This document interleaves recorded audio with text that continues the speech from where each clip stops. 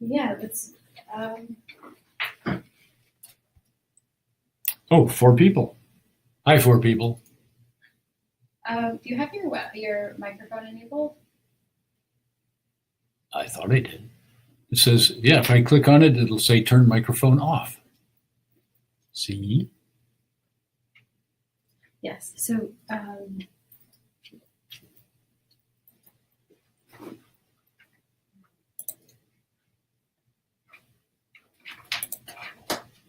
Do a little test here. Boom. Boom. Good. That does nothing. I do have to bring that up. Okay. Oh, you can hear me? Oh, no. Oh. Speaker's fright. What am I going to do? Can anybody hear me doing all this? Oh, good. Hi, everybody. Well, we've got 4 folks on the line right now, so I guess I'll wait a little bit longer before I actually start. Maybe somebody else will show up. But in the meantime, I have some specific instructions for you. It says here that I must tell you to save questions until the end and use the chat box to ask questions after the presentation.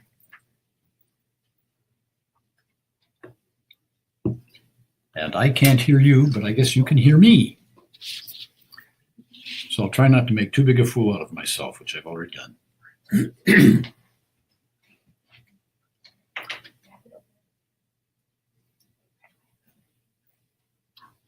Waiting for my engineers to give me a go-ahead here.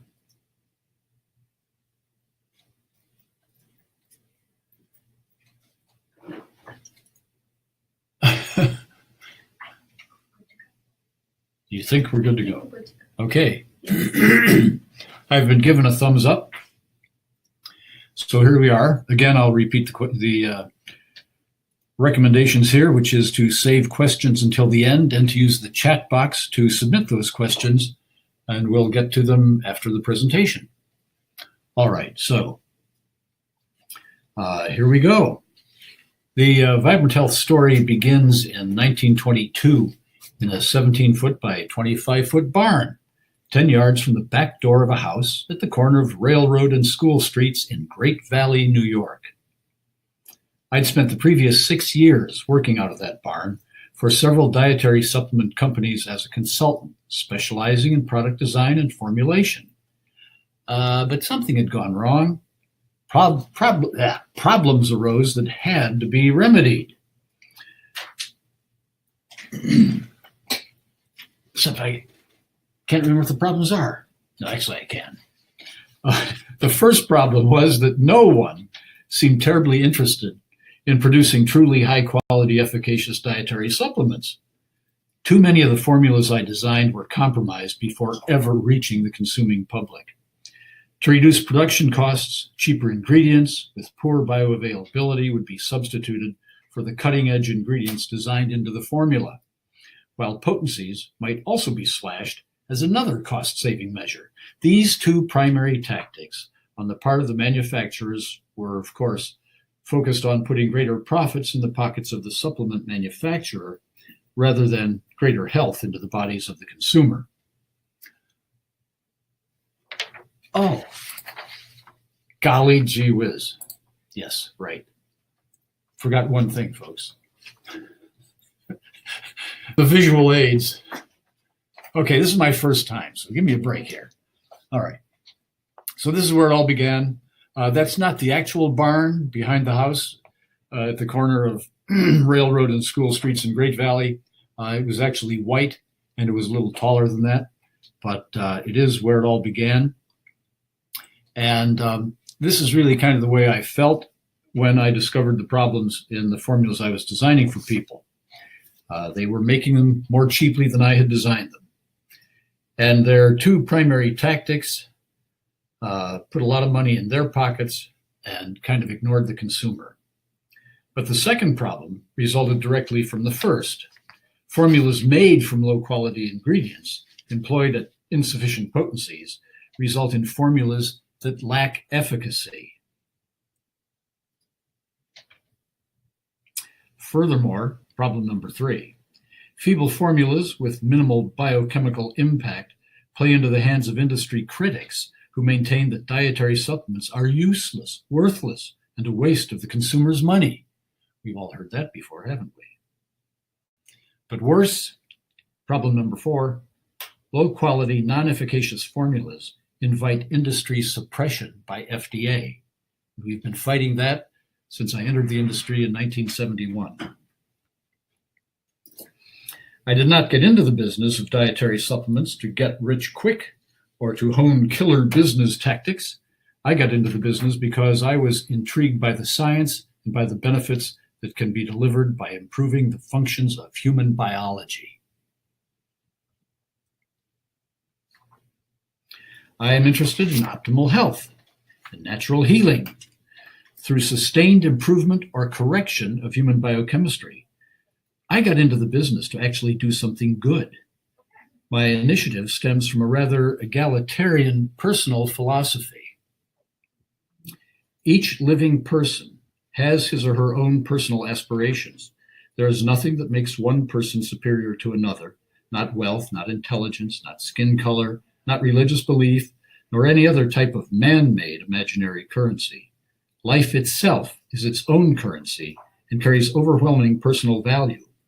It should be recognized and respected by every person from one to the other and back again. I bought into the all men are created equal proposition of the Enlightenment, hook, line, and sinker. This philosophy of respect and appreciation has often cast me at odds with standard business practices that too often regard consumers and employees not as people with lives that matter, but as mere ciphers to be manipulated for the benefit of profit and loss statements.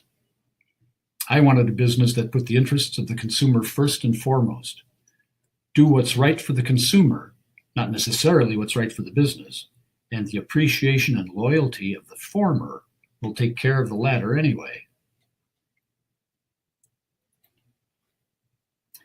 My personal philosophy guided the setup of Vibrant Health many years ago and continues to guide my approach to the formulation of dietary supplements.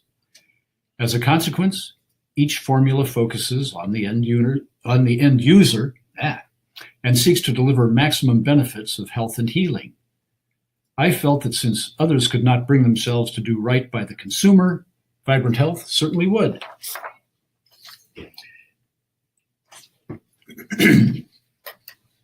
You can see the effect of Vibrant Health's philosophy and respect for the consumer in each full disclosure label on every product.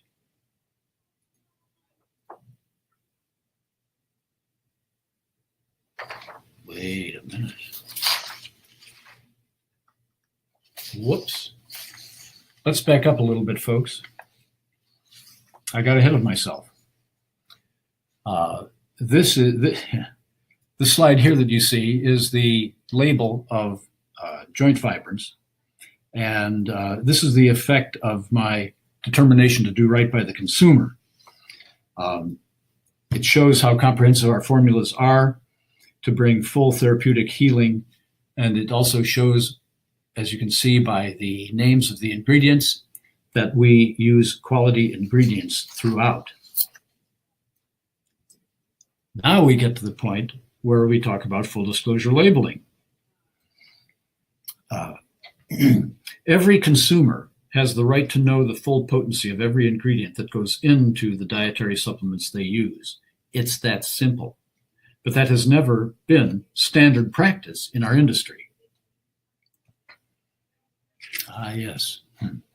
Back in 1972, natural vitamin E became scarce as the growth of the industry and demand for the vitamin outstripped available supplies.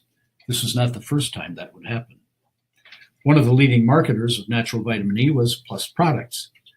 I was a health food retailer in Scarsdale, New York at the time, and noticed that references to, quote, D-alpha tocopherol, close quotes, were replaced by, quote, alpha tocopherol. Well, what happened there? At the national trade show that year, I made it a point to ask if Plus's vitamin E products were still as natural as they had always been, even though the nomenclature on the label had changed somewhat. I was told that No, Plus's vitamin E products were now a mixture of both natural and synthetic forms of vitamin E. Of course, there was no indication of this change other than the subtle loss of the tiny lowercase letter d on the label. No formal announcement had been issued by the company, nor did labels accurately indicate that the vitamin E in each capsule was a blend of natural and synthetic forms, or how much of each form was used. Full disclosure labeling, had it been employed, would have required that the precise amounts of each form of vitamin E be listed on the label. Plus's subterfuge left a deep impression on me. I felt betrayed by the leading dietary supplement of the day. I swore that if I ever were in charge, such an egregious act would never occur, that any label on my products would tell everyone precisely what was inside. My first opportunity to enact full disclosure labeling occurred in 1976, when I assumed control of a tiny dietary supplement company called Vegetrates.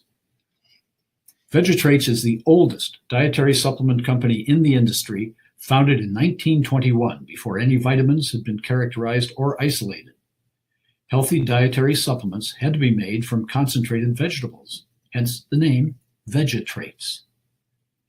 I inherited product formulations and labeling that reflected the antiquity of the company. Neither had been changed since the 1940s, so labels were quickly redesigned and full disclosure labeling became company policy. Vegetrate's bright new labels, still in use today, instituted full disclosure labeling for the first time in the history of the dietary supplement industry. Don't we have a drum roll here?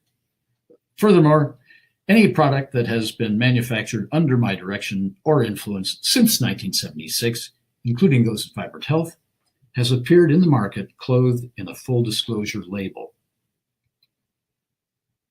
Ha. Now, over the past few years, many supplement companies have expanded their use of proprietary blends. The use of proprietary blends migrated from the multi-level marketing industry to our own. Proprietary blends are anathema to Vibrant Health's relationship with its consumer. Hang on, folks, I need a drink of water. This is getting dry.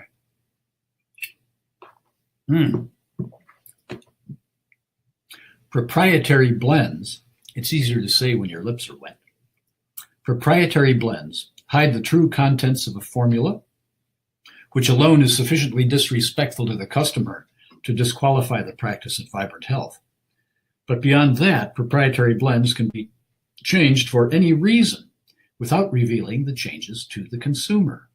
Proprietary blends carry no guarantee that a product bought once will be the same when bought a second time. All they do is save money and reduce testing costs for the manufacturer, as only the whole blend need be tested for metals and contaminants rather than each ingredient in the blend. You never know what you are getting when you buy a product with one or more proprietary blends. Vibrant Health, on the other hand, employs a policy of truth, trust, and transparency in formulation as exemplified in our full disclosure labeling. It is worth mentioning that any company willing to invest in the same quality as Vibrant Health could copy our formulas based on our full disclosure labeling, but they don't. The commitment to quality ingredients is equally as strong as the commitment to full disclosure labeling. That is why Vibrant Health researches, investigates, tests, qualifies, and then buys its own ingredients. We want to be sure that the best ingredients go into each Vibrant Health product. Procuring our own ingredients gives Vibrant Health complete control over the most expensive aspect of dietary supplement manufacturing, assuring that nothing is compromised along the path to a finished product. Each of these ingredients must have been tested by the manufacturer for 1, identity, 2, activity, 3, heavy metals, and 4, microbial contamination. The testing must be done to comply with regulations governing current good manufacturing practices, the CGMPs as they are called. Identity testing can include one or more different tests, stretching from simple organoleptic tests of physical characteristics, aroma, color, taste, to full genetic testing. The tests for activity usually require more sophisticated laboratory methods to identify the active substances in the ingredient and to verify they are present at the level specified on the certificate of assay that accompanied the ingredient during shipment. Heavy metals are in all foods and food-derived ingredients because they are in the Earth's crust and therefore in agricultural soil on which plants are grown. Heavy metals are even detectable in small amounts in synthesized pure ingredients such as calcium carbonate or thiamine, vitamin B1. Mass spectrometry is a common way of finding heavy metals, specifically arsenic, cadmium, lead, and mercury, as those are the four that are commonly tested for. Microbial testing employs various methods to find and identify microbes in each ingredient. Acceptable trace amounts of yeast and mold can usually be found in any plant material. The total bacterial count, or plate count as it is called, is also taken, and again usually poses no threat unless numbers are extremely high, as in hundreds of thousands or millions per gram. Unless that alarm you, plant coliforms, which can number in the multi-millions, can be in plant material, and yet they are completely harmless to humans, but they will show up in the total plate count. But tests for E. coli, Salmonella, and Staphylococcus aureus should all be negative. If any of the tests for identity, activity, metals, or microbes have not been conducted on incoming material, it falls to Vibrant Health to have that test run. This is before production.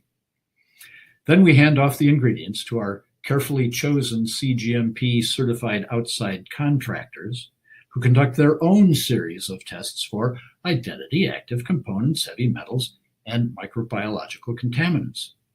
Only when that step is satisfactorily completed does the contractor manufacture the ingredients into a finished product.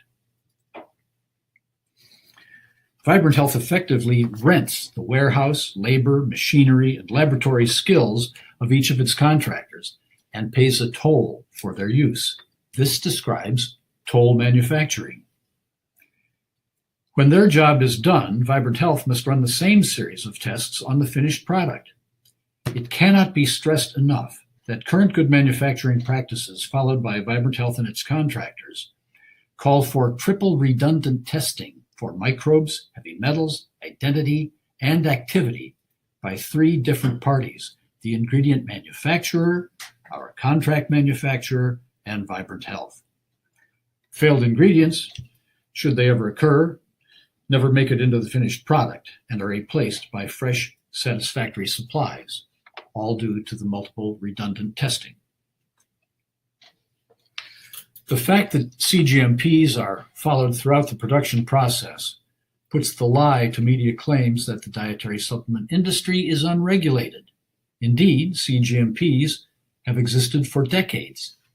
I personally set up the CGMP records at Vegetrates back in the 1970s, but few companies back then followed them because they were weakly enforced and the consuming public was oblivious to their existence. Furthermore, botanical ingredients were not widely used back then, greatly reducing the risk that heavy metals or microbial contamination would find its way into a finished product. The world of dietary supplements is different today. CGMPs have been embellished and are now more stringently enforced by FDA regulators. The new triple redundancy aspects of them have forced quality improvements throughout the industry, while also significantly raising production costs and lengthening production times. The net result, however, has been to significantly raise the quality and safety of dietary supplements in general. The degree of efficacy is another matter and will always reside in the biochemical accuracy and potency of a product's formula.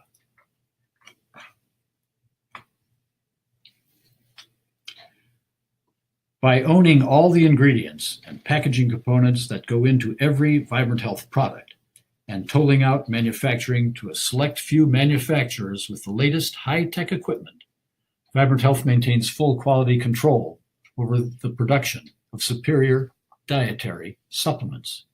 And so ends our webinar. So we will now entertain any questions you may have in the chat box, if there are any.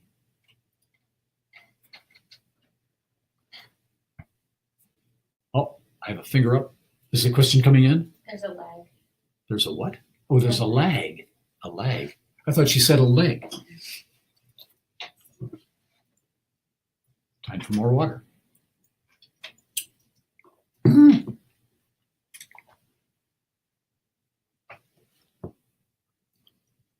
Enter any question here, please. I can see that much.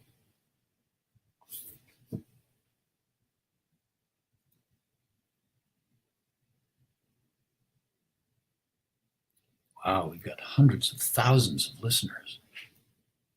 This is amazing. Oh, Donald Trump tuned in. Oh, what? Okay. I can see that this webinar was entirely so thorough that there are no questions coming in. So before we, okay, that's it. We're done. All right. Well, I want to thank you all for attending, and we'll have more of these coming up on a monthly basis, I believe. So be sure to spread the word. I'll try to be a bit smoother on the next one.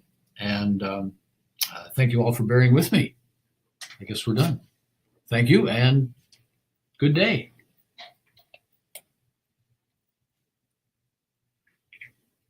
Boom.